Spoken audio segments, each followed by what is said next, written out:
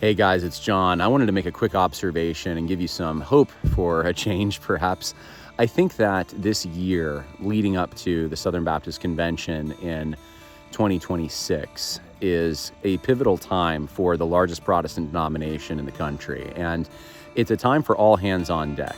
If you are still in the Southern Baptist Convention, if you are a pastor, if you've been trying to fight what you see as a leftward drift for the last few years, I think now is the time to really clamp down on that and invite some of your friends to come. And I say this for a few reasons. One is it seems like there's been a groundswell of change happening nationally, and we're in an interesting moment along these lines.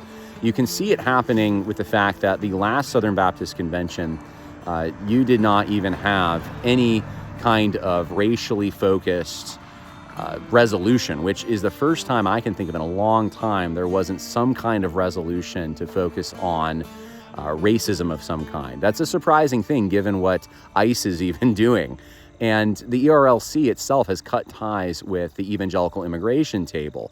The ERLC is also kind of up in the air what's going to happen since Brent Leatherwood resigned, which I also see as a positive step. There's just been a lot of talk about what's going to happen, whether it's going to become a part of the executive committee and what the executive committee does, or whether it's going to have a new leader who's more conservative, or what's going to happen. It's up in the air right now. You also have the fact that conservatives are talking about the possibility of Willie Rice running for president of the SBC. Now, this is kind of a Trump situation in a way. You have someone who was just a few years ago a top pick for running for those who would be, I would say, more left-leaning in the denomination. Willie Rice has been willing to put his money where his mouth is and actually contradict and say he was wrong about some of the things that he used to tout. And that is a rare trait. That is a rare person who can be that humble.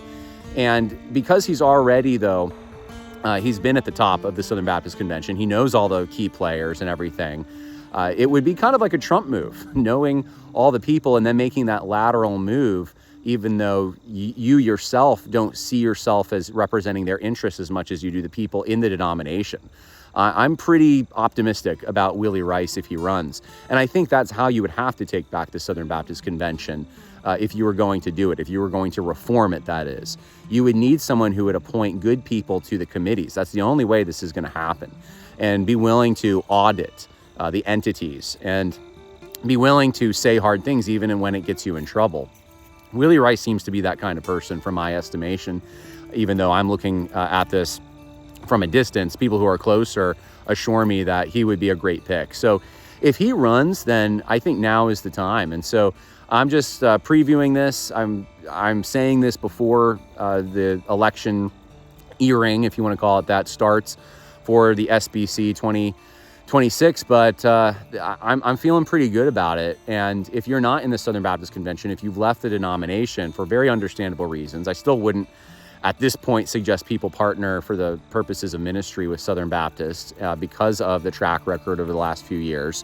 I do think this is a good time at least to support through prayer and encouragement, and to, if you do know people who are Southern Baptist, try to convince them to come out to vote in the right way for the future of their denomination. So wanted to put that out there, and we'll see what happens. God bless.